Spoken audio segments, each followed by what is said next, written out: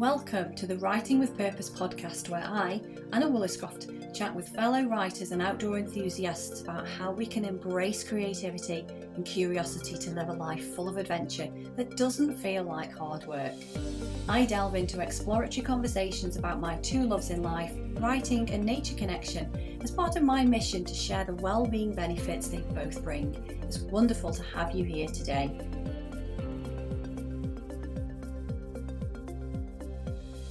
In today's episode, I'm chatting with wellness coach Carol Sinfield about protein-rich breakfasts, high-quality nutrition to fuel the body, and the importance of understanding our body composition.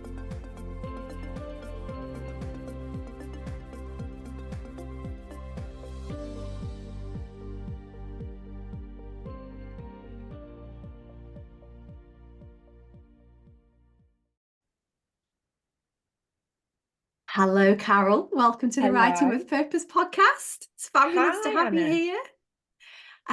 So, Carol, you are a wellness coach with 25 years experience in the industry. You're an avid traveller like me. Love to talk to people who've been on their travels. An international speaker and a goal-setting coach. And you are owner of Nantwich Nutrition Club, which we'll come to shortly, because I think the concept is absolutely brilliant, what you're doing there and helping people to feel fit, well, helping them to feed themselves better. Just a little bit of history about you. You previously worked at the NHS in radiology. Have I said that right? Yes, radiology, absolutely. Radiology. X-ray department's probably easier for people to understand. Yes, it is. Thank you. And you are a former British athlete, having competed on the GB rifle shooting team, and you're a prior British record holder. That's impressive. Yeah. Do you know, if I take you back, I did shooting all through my teens, and I wanted to sort of excel in sport. I was asthmatic, so kind of battled with that through my competing, and did my A-levels, went to university, did medical degree in radiology, and then worked in the NHS. So I knew my passion was helping people. I wanted to make a difference. And I didn't really feel I was able to do it really in the NHS, because I saw patients for such a short period of time, and then they went on to see somebody else. I was just looking really for that job satisfaction. I wanted that completion where I'd worked with somebody through a whole process and really felt like I'd made a difference. And that was kind of missing a little bit, but it didn't occur to me to ever really change my career. I was, shooting all through that process on the Great Britain team, which was an incredible experience. Absolutely loved it. And then stumbled across wellness coaching by having it myself, because I was looking for a way to improve my breathing and my asthma with diet, rather than having to use a steroid-based inhaler. Yeah. We've got osteoporosis in our family, and steroid inhalers are really not great for your bones, and they leach calcium. And I was like, I wonder if there's another way that I could change what I eat to have an impact on my nutrition.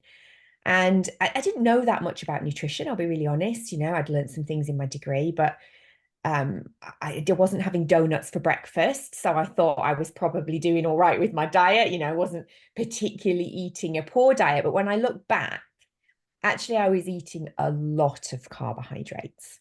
And if I think back to how I felt in the hospital, I was always hungry. Yeah. I was snacking all the time, and I was always tired. So I wasn't massively overweight, maybe a dress size overweight, but I just didn't feel that great. But I think sometimes when you don't feel great for a long period of time, you don't even realize you don't feel great. It becomes your new normal. Yes, you get used to it. Yeah. Yeah. And particularly in such a highly stressful environment like the NHS, in any kind of care setting, really. It's long hours, mentally you're quite stressed as well. And I suppose a lot of people just kind of think, well, this is the job. This is what it's like. You're so right. And I think a lot of people that work in care, they get very little breaks. They're so busy thinking about everybody else that they're caring for. They don't really stop to think, actually, what does my body need? What do I need to fuel me through this shift properly? And it's very easy to just sort of get caught in that. I'll just grab a quick biscuit. I'll just grab another cup of coffee. And so people often use sugar and caffeine really to get them through the shift. Yeah. just to get them to getting home, having a proper meal and getting some sleep. So, you know, some of my shifts, my longest shift was a 14-hour shift, which I used to do regular. And, you know, that Wow. was tough. You know, Mm. I really ate 3 or 4 meals, whereas normally in that period, people would, you know, not eat quite as much food, but I was eating to keep me going through the shift. Mm. And so I knew there was a different way to fuel my body. I hadn't really found my way. And that's Yeah. what wellness coaching gave me, actually. It was absolute revelation because I learned what my body does, how it Mm. works, why I'm getting hungry, why I'm getting tired, why I'm craving different things. I learned all about blood sugar and how that affects your day. And it really changed my nutrition. And as a consequence, made a few small changes, a few tweaks. I dropped a dress size, felt fantastic, energy went through the roof. And to be fair, you know, that's been at 26 years now of completely being in control of my nutrition, my weight. And you know, I'm approaching 50 now. I'm absolutely in the best shape of my life, even from when I was in my 20s.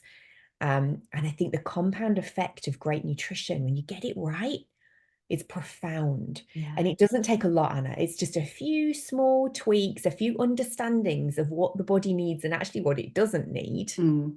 to go, well, now I know that, I'm informed, I can make those healthy choices. Yeah. And I think sometimes there's a lot of information out there, isn't there, that we can follow. So we understand the things that we probably aren't doing, which we are doing, which are unhelpful to our diet and then impact, how we feel throughout the day, feeling tired, feeling sluggish.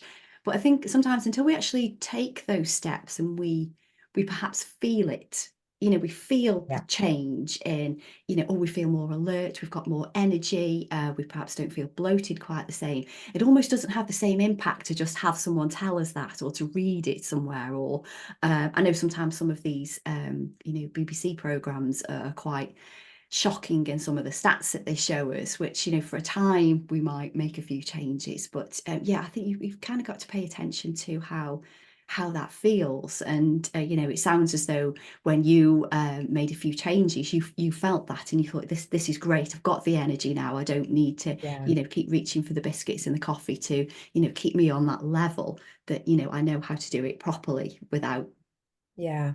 I guess, reaching for the wrong thing, because some of it's convenience, isn't it, particularly when we're working in certain roles. Absolutely. I think convenience is one thing, but I think also understanding what different foods do in your body is really empowering. Mm. Because, I thought in my diet, my pasta, my potatoes were the thing that were giving me energy. And they do to a certain extent, but you can get that energy from less starchy places.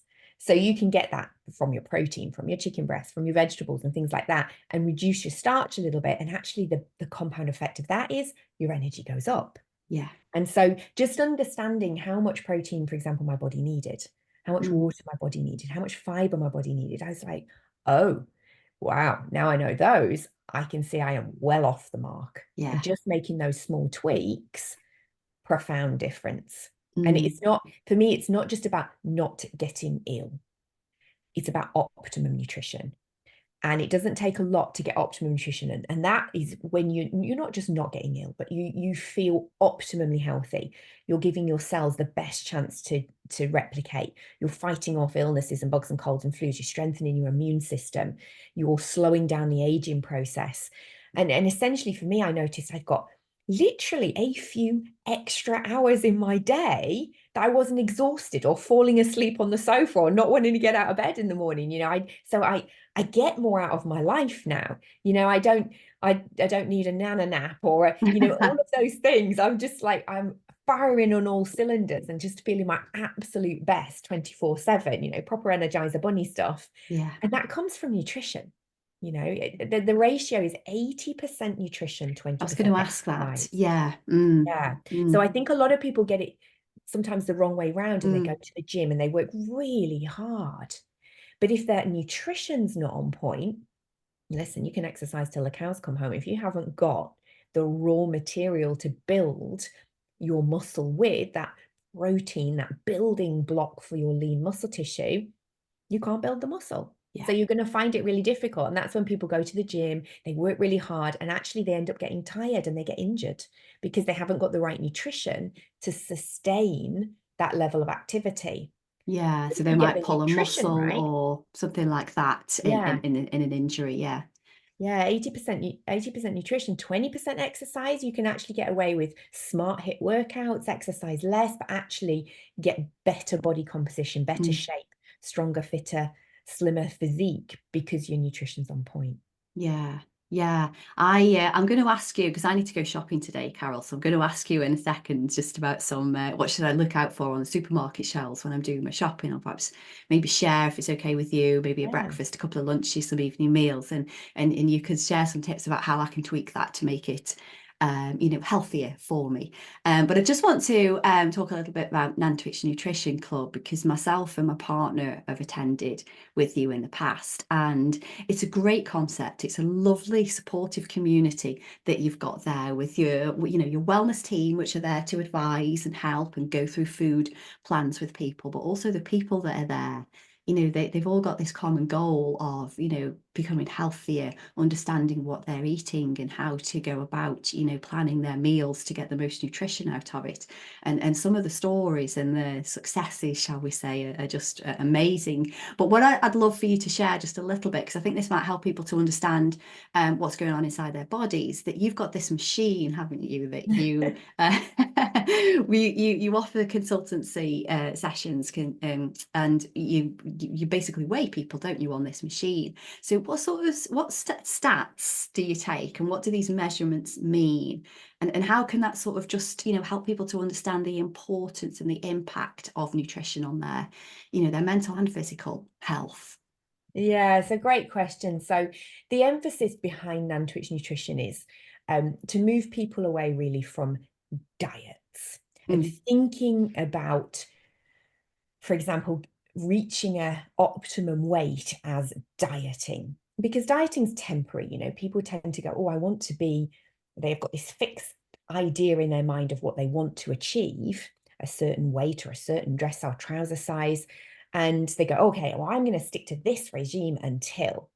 And then they'll go back to eating how they did before and invariably put the weight back on, which is not healthy. So Yo-yo what sort of. Nantwich Nutrition's about is about helping you change your habits to produce fast and impressive results for sustained wellness. So what we teach is there's no dieting involved. You can't cheat doing what we do because you're not on a diet. It's all about helping you learn what are the healthy choices.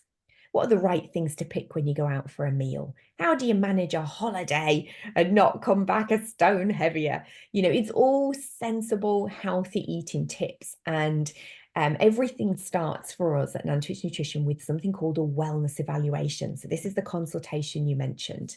So the wellness evaluation, it's a 1 hour appointment and it's fascinating. It is Our fascinating. fancy gadget is this high-tech, medically approved pair of fancy scales that tell us all kinds of things about what's going on inside your body. So we can look at things you might know, like perhaps your body fat, but we also can look at your visceral fat. This is the fat internally in your intra-abdominal fat that sits around your organs. So we want to know, is that healthy? Is it a healthy level? Because you can't tell by looking at somebody what their visceral fat is. You could be very No. slim actually and have high visceral fat, which could be putting your body under tremendous strain. So we look at that and we look at how to reduce that for you. We look at how hydrated you are. We look at your metabolic age. We look at your bone mass. It's really fascinating.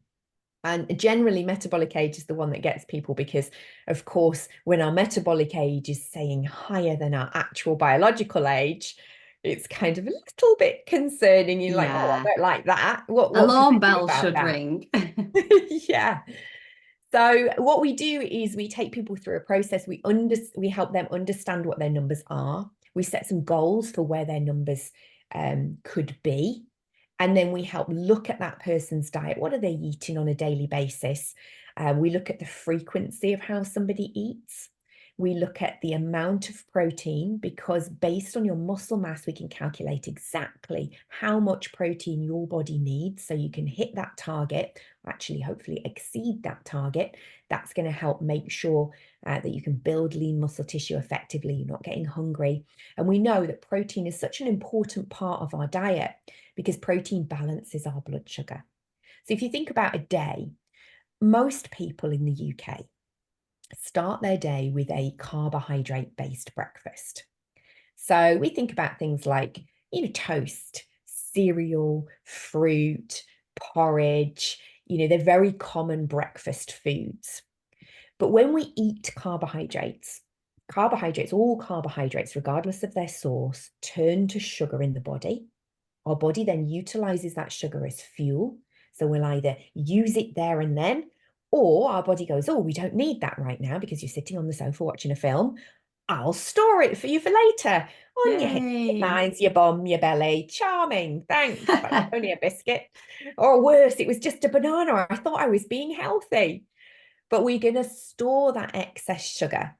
So immediately we consume a carbohydrate, the process in the body is that our blood sugar rises. Our body releases insulin as a response, and insulin's job is to take that excess sugar out of the blood. We then store that little bit of body fat, charming. Blood sugar comes crashing down, and we think, oh gosh, I'm quite peckish. What can I go and nibble? And this is where people will either go for sugar again because that's what the body's craving. Or a lot of people will pick a caffeine source. So they'll think, oh gosh, my blood sugar's dipped. Do you know what? I'm going to go and make a cup of coffee. Or I'm going to grab an energy drink. I'm going to grab something that makes me feel better, a piece of fruit, something like that. Whoop, up goes the blood sugar again. Body releases insulin. We store a bit more body fat. Blood sugar comes crashing down. It's like a roller coaster. Yeah. And you know what, Anna? It's every day throughout the day. Yeah. Exactly. Because the British diet is very carb rich. It's very easy for people to be riding this roller coaster every single day of their lives. And they just think it's normal to feel hungry regularly through the day and tired regularly through the day. And most people's fixes is just to grab a little bit more, a biscuit or a piece of fruit or just a cup of coffee or something to keep them going. And actually, it's kind of perpetuating the problem. Yeah. Yeah. So what's the solution?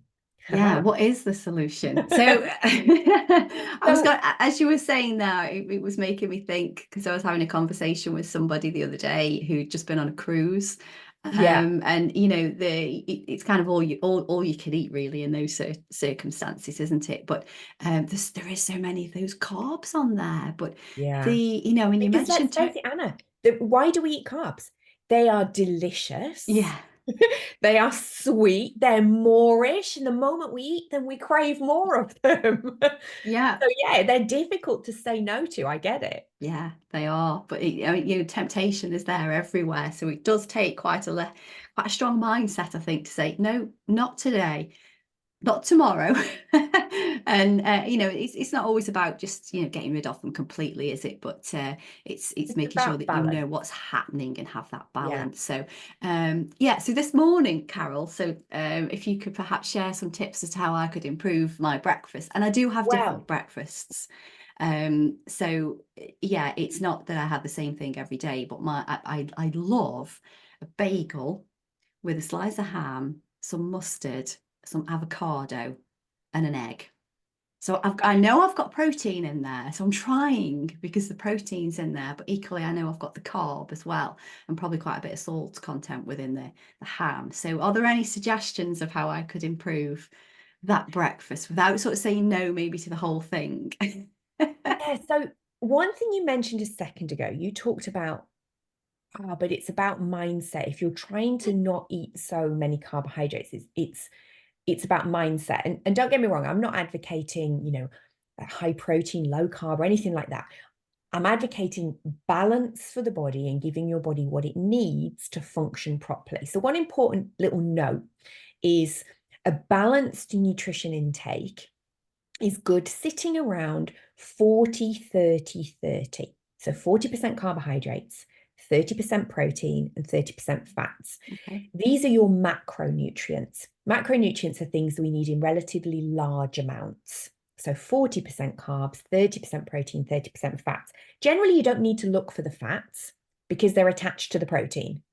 Okay, that's a good tip. And for the carbohydrates, we're looking for complex carbohydrates. So we're looking for those carbohydrates that are high fiber, more like vegetables and salad, over the starchy carbs, which are things like the bread, rice, pasta, potatoes. So if somebody's goal is fat loss and they're looking to change shape, starting to pare back and reduce the starch is going to be a really smart move. So having less of the starchy bread, rice, pasta, potatoes, or moving towards a healthier alternative, swapping your white rice for brown rice, moving to brown pasta, moving to whole wheat breads, or protein breads, that type of thing. There's a lot in the marketplace today, that's got the protein tagline, because really people are understanding the benefit of protein. Now, when you're thinking about your breakfast, Anna, we want to think about those pesky hormones that seem to control everything in our body. Yes. And I am of the age where I've got a few pesky hormones playing havoc. Me too. So yes, we know that they can be very pesky indeed.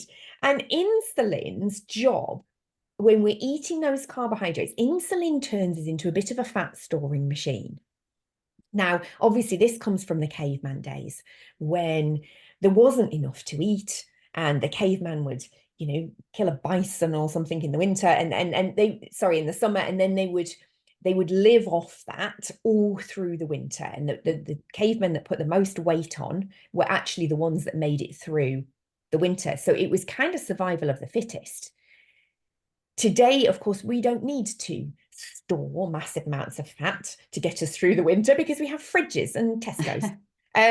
But we our body have the and same evolution, body, though, don't we? We still have the same vehicle that we're in. Exactly. Evolution hasn't caught up. And actually, we're not probably making some of the right choices based on our energy expenditure. You think about most jobs 50 years ago were much more labor intensive than they are today. And today, you don't even need to get up to switch over the TV. You've got a remote. Everything is very minimal on labor. So we're burning far less calories. So actually our nutrition intake needs to kind of match that calorie expenditure, because you need to be a rocket scientist. Calories in and calories out need to be significantly different numbers if your goal is to change shape and get healthier. Yeah. And so you can do that in various ways. You can get more nutrition for less calories, or you can increase your activity, ideally a combination of the both. Yeah. And the bigger the gap between those two numbers, the more weight that you're going to lose and the more control you're going to have over your shape. Okay. So talking about breakfast in particular, if we know that insulin turns us into a fat storing machine, what's going to turn us into a fat burning machine? And the answer is the opposite hormone. It's called glucagon. And so glucagon is released when we consume protein. And this is the secret, I think, of breakfast. Because what we start our day with is what sets up our day for the rest of the day. If we can start our day with protein releases that opposite hormone, glucagon. Now it sends a message to our brain that we're not hungry, we're satisfied. That protein keeps us fuller for longer. It balances our blood sugar levels, and it turns us into a fat burning machine. So it's almost like you're literally feeding your machine with better octane fuel. Yeah. If you were a Formula One sports car, you wouldn't expect that sports car to get off the drive if you popped lemonade in the tank.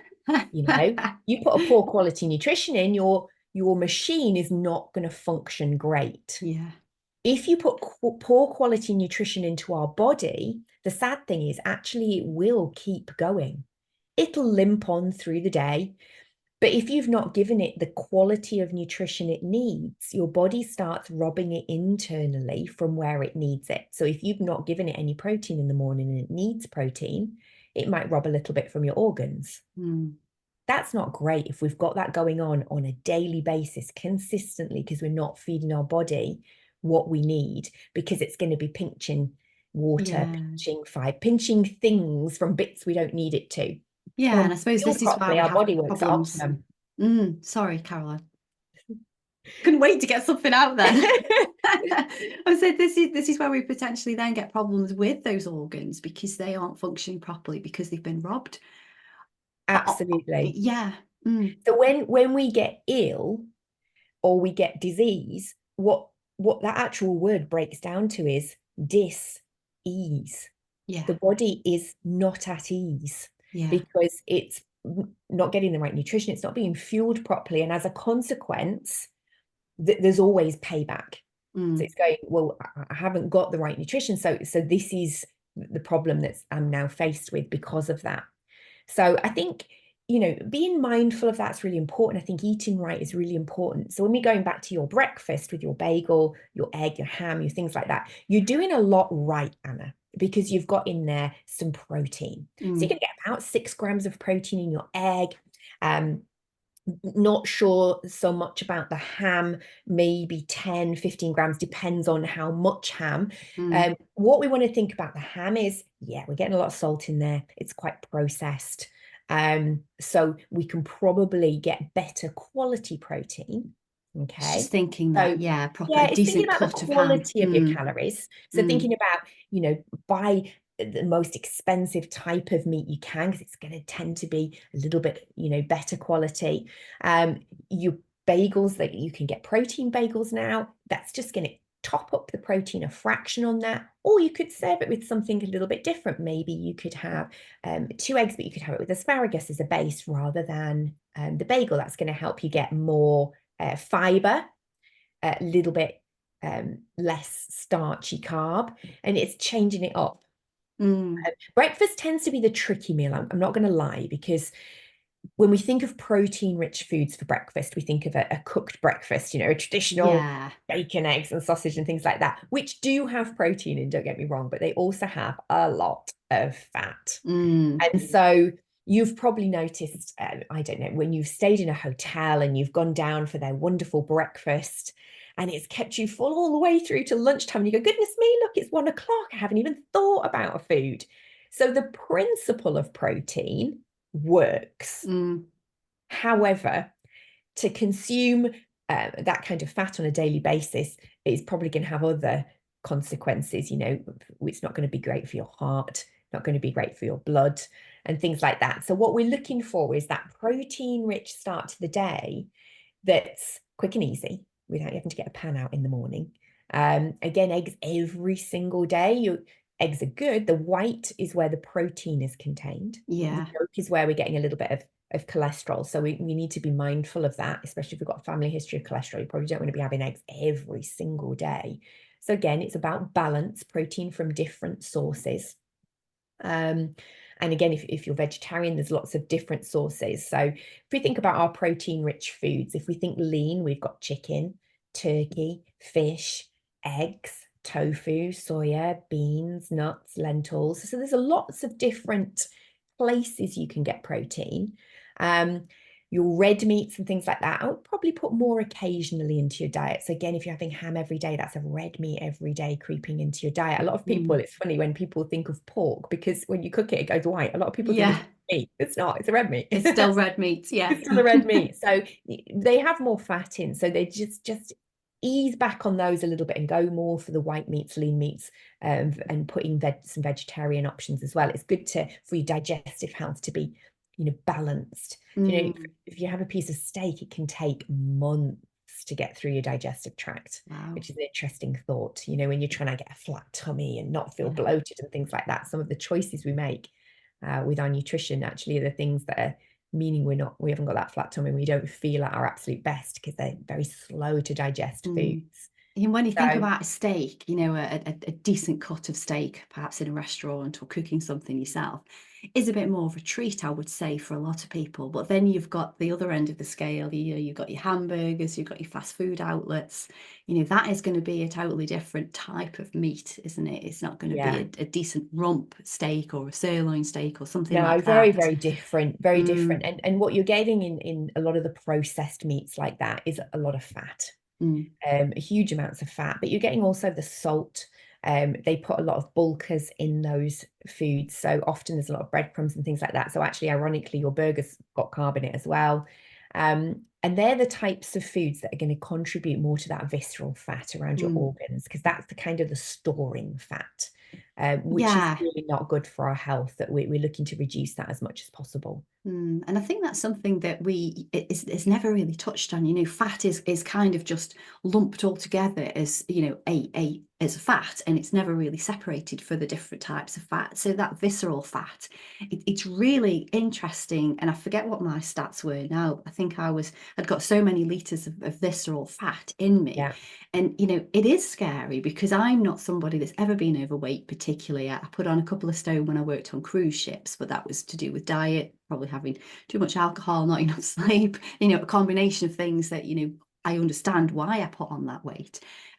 So when you realize, actually, I've got all of that inside me and I'm still pretty thin, Yeah. wow. So Yeah, it and does that's the make you thing, question. you really can't see visceral fat. So that is about making the healthy options. So when you talk about fat, you mentioned you've got some avocado in your breakfast. So Yeah. there's a real difference between good fats and bad fats. And what we're looking to certainly avoid in our diet are things like trans fats. Really not good. They're in a lot of processed foods. And they're things we really do want to avoid in our diet. But there are good fats like omega-3 found in fish, the good fats that are found in nuts and found in avocado and things like that. These are all a really healthy part to our diet. And certainly, you know, adding those in is going to be absolutely fantastic. And if, for example, you're not a fish eater, and that's not part of your daily regime, I actually am going to massively advocate taking a supplement, because there are some supplements that our body just can't produce themselves. And if you're not going to eat those particular foods that will bring them naturally into your diet, taking a supplement is a really smart move. So the recommended portions is about 3 portions of oily fish a week. A lot of people, you know, they're not massive fans of oily fish, no problem. But in my book, yeah, you want to be taking an oily fish supplement then to help top up that, because omega-3 is very anti-inflammatory in the body. It's very good if you have inflammatory conditions. So for me with asthma, that's an inflammatory condition. So omega-3 is a really important part of my diet, and I've noticed a huge improvement. You know, touch wood, by the way, not used my Ventolins literally for 26 years now. Fantastic. And that's not because I'm cured of asthma, of course not. You know, still got asthma. But when I eat the right foods, my body is a miracle. You know, we've all got this wonderful miracle of a body. You feed it right, your body can handle so much more. And I don't get any problems when my diet's on point. And so that's kind of what really we do at Nantwich Nutrition, is we help people look at what they're eating, what goals they have, and help match their nutrition intake to the goals they have, so they get sustained health results long term. Because I feel what you do should be something that you enjoy doing, that's not a chore, that you can do long term. So my breakfast of choice would be, you know, a protein smoothie, because it just helps it. I don't have a lot of time in the morning. I'm a crazy busy mom in the morning. It's a bit hectic in our household. I need something quick and easy. And that works really well for me because it's packed full of nutrition. I can whiz it in 30 seconds, and I'm out the door. So there's lots of options for busy people that are trying to eat on the run, or like I was in the hospital, I didn't have a lot of time to stop. I didn't have long breaks. So I needed to get my protein in quickly in something that was delicious, tasty, that was going to make me feel satisfied, but also keep my health on point. And I think already when you start off the day with that kind of breakfast, and you know that you've had a healthy breakfast, it kind of carries you through, and you want to continue that. You've got the motivation almost to continue that for the rest of the day. And and what I liked about Nantwich Nutrition was that you had the meal plans, so that you could, over time, you know, you could see all of these meals adding up. And for me as well, it helped me to get a little bit more creative in the kitchen as well. You know, oh, I've had that for a couple of times this week, now let's try this. And so I made quite a bit from some fresh ingredients. So there was I remember one which was really tasty. It was egg with a little bit of hummus and tomatoes, chopped up tomatoes and cucumber, I think. And just that as a little snack was so tasty. And I would never ever have thought of making anything like that. And I think that was one of the tips, or maybe I might have combined a couple of different tips that were on your sheet. for healthy I think snacks. Anna, really the power of a community as well. And that's one thing that Nantwich Nutrition is a very powerful community, because people are meeting together on a daily basis, and you can come and you can have your breakfast and get tips and coaching and support. You learn from everybody else. Yeah. You know, what are you having for your snacks? What are you having for your main meals? And you think, and you introduce ingredients and things that you've never even tried before that become part of your new staples. I think we're all creatures of habit, and it's very easy to get stuck in Mondays we generally have this, and Tuesdays we generally have this. And you have, I don't know, probably most families have about 10 dishes. Yeah, I think that's quite high, Carol. I remember reading some statistics on that once, and I think 10 different meals is quite high. Yeah. It's more like about 6, I think. But if they're your go-to dishes, they're also your go-to nutrition. And if there's some tweaks that could be made in there, you might find just by tweaking your go-to dishes, you can start to shave off a few pounds. You can boost your energy levels. You can get better digestive health. You know, digestion, primary brain of the body. If our gut's not happy, nothing in our body is going to be happy, and we're definitely not going to be performing at our optimum. So gut health is something that we massively look at. So a lot of the tips we give are how to lighten up meals. So you can have your favorite recipe. You can have your favorite, I don't know, spaghetti bolognese. That's a big family favorite. Or lasagna. And then we talk about, well, how are we going to lighten that up? You know, what could we look for in the supermarket instead? You said you were going shopping. I'm going shopping, yes. So please. So that's so as many tips as you can. Steering away, maybe, from some processed shelves. Okay. So, you know, my first thought is eat like a caveman, as in when I go in the supermarket, I'm thinking, was this around when cavemen were around? No, probably not. It's probably processed. Is that the whole supermarket, Carol? Apart from it is most of a supermarket, to be fair. The supermarkets, by the way, they're not there to make you healthy and strong and full of energy. They're there to make money. And what makes money? Salt, fat, and sugar. And they all taste delicious. So, and they're very Moorish. So that's what we want to aim for.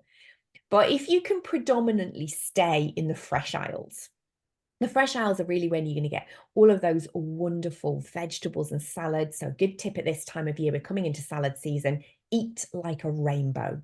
So when you're buying your salad items and you're putting them in your basket, think, how can I make this basket as brightly colored as possible? Because then you're getting all different types of phytonutrition. Okay.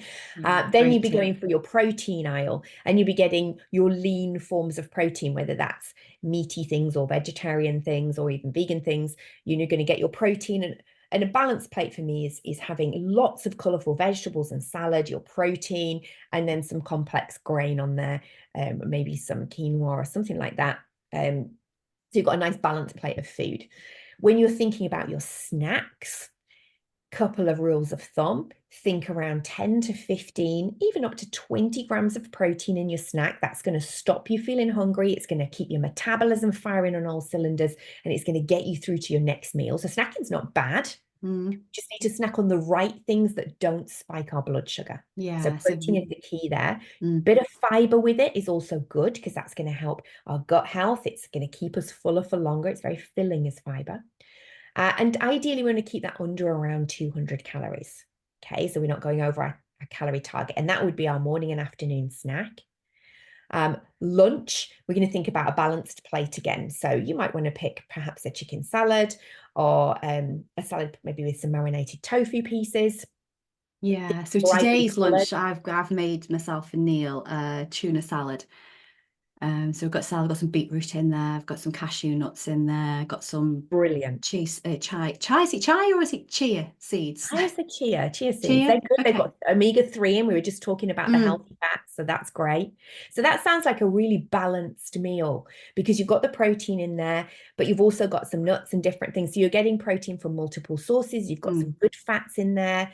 You could put a little slice of avocado. The beetroot, the darker purple colors, have more antioxidants. So these are the real fat fighters. And then even think about fruit in your salads. So I did a lovely salad last night, and I got some grapes in the fridge. So just a couple of grapes chopped through the salad. It just gives a little bit of color. Great for those people that have got a bit of a sweet tooth as well, isn't it? Just to put a little burst of sweetness in there from. And you know, in a salad, a lot of the calories come from the dressing. And if you can use alternative things for the dressing, like a little bit of fruit adds the sweetness and the juice. So actually, you might not even need any dressing. Yeah. Or you could use something like a little bit of cottage cheese. It's a brilliant option to add to a salad. It's high in protein. You can get fat-free cottage cheese, and a little bit of cottage cheese with your salad, again, acts like a dressing. So it helps you get that protein-rich meal, but without all of the added calories of a dressing or oils or things like that. Yeah. And I try to have a look and see what the traffic light system of the labels is, and, steer away from the reds completely. Try not to have too many ambers in there as well. And yeah, just have a look at that. And also it's interesting what you said about 200 calories, because when you think about certain things, just, a cracker, for example, a certain type of cracker could be almost 200 calories just for one cracker. So when you look at things like that, and then probably replacing that for something like a bowl of salad, you're getting a lot more food for the same amount of calories, and it's healthier, you feel better, it gives you more energy. There's so many plus points to that. It's just knowledge.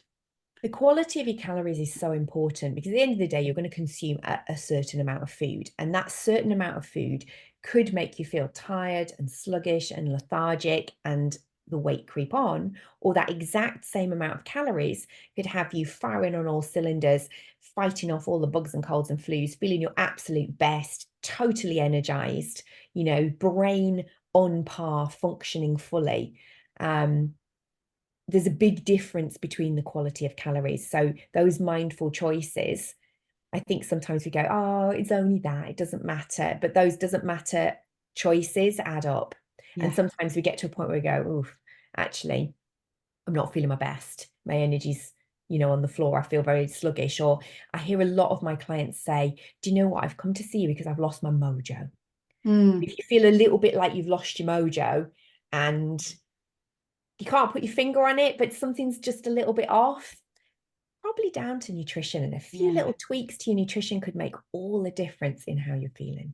Yeah, definitely. I am a big advocate of, eating. I know myself, when I've had too many of those starchy carbs, I can tell a difference in how I feel and my energy levels. And I do a lot of running, as you know. So, I need to have the, calories replacing what I've spent on the runs. I mean, we've ran 3 days on the run, on 3 days on the run, excuse the pun, on the row. So we did 10 miles, then we did about 4, and then we did about 5 last night. So that was quite a lot in a short space of time as well, particularly for Neil, because quite often I do about 4 runs a week, but he doesn't do that many. And we've both woken up this morning later than we would normally, feeling tired. We probably haven't had the right sort of food as fuel to replace what we've spent over the last 3 days. So yeah, it is so important, just understanding, staying in tune with how you feel, physically, mentally, and just making those small tweaks. And then they, from what you've said, it's been super valuable how you've explained it, but it is simple. It's simple. And it's just understanding how that body works. So when you're running, you're going to be breaking down those muscle fibers. What we need is that quality protein to help those muscle fibers knit back together. Same with any exercise. So a good quality protein source within 20 minutes of exercise before that little window closes is going to help replenish and repair your muscles, especially if you're planning on running the next day. Yeah. You want that high quality protein. Now it's thinking about how to get it into your body quick as well, because if you think about a chicken breast, nice lean quality piece of protein, but it takes 4 to 6 hours to break down a piece of chicken for you to be able to absorb it fully. Whereas that time, that window after a run, that's the great time to have something like a protein shake, because it's bioavailable, it's in your body in 10 minutes, it's very quick. So it means your body can repair and replenish itself quickly, ready to fire you up for the next day. Yeah. The other thing with running, hydration. Yes. Hydrate, because you're going to you just burn a lot of calories, you're going to be sweating, and you're going to be losing a lot of water when you're doing a lot of running. So making sure you're drinking loads and loads of water to replenish, possibly even adding things to your water so you're replacing salts and electrolytes. Yeah. That really helps you keep that even balance within your body. So again, you're not getting tired, fatigued, and feeling that delayed muscle soreness, which can be really unpleasant. Yeah, and that is something that I know you've told me that before, and other people have told me that before, and people that I run with tell me that. That is something that I don't do. I don't replace the salt levels, the electrolytes. I don't do that. And yeah, I know I should. I know we need a chat. We certainly do, Carol. And I guess that's a good way to wrap up and say thank you very much for coming on the podcast and having a conversation with me. I think there's been absolutely loads of value for the listeners. I'll include links to how people can connect with you in the show notes. But is there anything that you would like to leave people with, any final tips? And then also, if you want to share the best place for people to connect with you. Anna, firstly, thank you so much for inviting me on. I've really enjoyed it. My best advice, guys, is if you're listening to this and you feel a little bit like you've lost your mojo, or your nutrition's not quite on point, or there's some little habits in there that probably need tweaking, come for a wellness evaluation or get your numbers done by somebody so you know what's going on in your body. Because as soon as you know those numbers, I promise you'll be more empowered and more informed to be able to do something about it. The worst thing is kind of living in ignorance and not really realizing what's going on in your body and thinking, oh, I'm fine. When actually, maybe there's a few numbers that need tweaking. Maybe you need to be drinking a bit more water and you don't even realize, just some small things that are easy to do, but they will have a profound impact on how you feel. Yeah. So if you wanted to get in touch, you can find Nantwich Nutrition on Instagram. You can contact me on Facebook, and if you bob in the show notes, then you'll see my contact details. But you'd be more than welcome, if you're listening, to have a free wellness evaluation at Nantwich Nutrition. There'll be no charge whatsoever. Bring a friend, come and find out what it's all about and have some samples, and I can let you know what's going on in your body, and then we can set a little plan to help you get. Yeah, and I would recommend that to people, particularly if they're local. So for those that are listening, Nantwich is in Cheshire, so it's a breakfast club, if you like, that people can go to, and yeah, it's super informative to have the consultation and just to understand what your measurements are, what your stats are, what's going on in your body, because that's the foundation from where you start, and you can only build upon that and improve that. So it's good knowledge to have. Yeah. Thank you very much, Carol. Thank you so much for inviting me on. You're more than welcome. Thank you.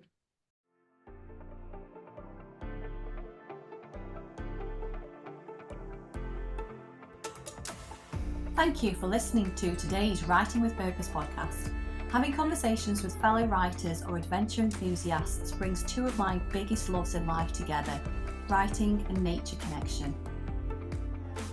I've been a copywriter and content creator for 23 years, but my passion is writing for wellbeing, and I'm on a mission to share the benefits that putting pen to paper has for personal wellness with as many people as possible. If you want to learn more about writing for your wellbeing and journaling techniques, please connect with me in my Facebook group, Journaling with Anna.